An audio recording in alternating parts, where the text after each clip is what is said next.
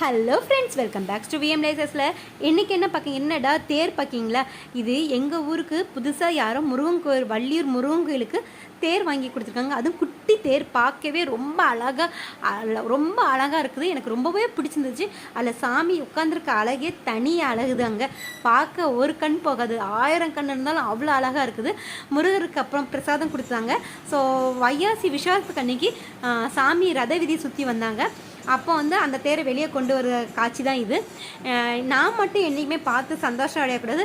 என் கூட சேர்ந்து VM life style family நீங்களும் பார்த்து சந்தோஷம் அடையணும். உங்களுக்கும் எல்லா அருளும், இறைவன் அருள் எல்லாம் உங்களுக்கு சேரணும். நீங்கள் நினைச்ச காரியம் கண்டிப்பாக கைகூடும்.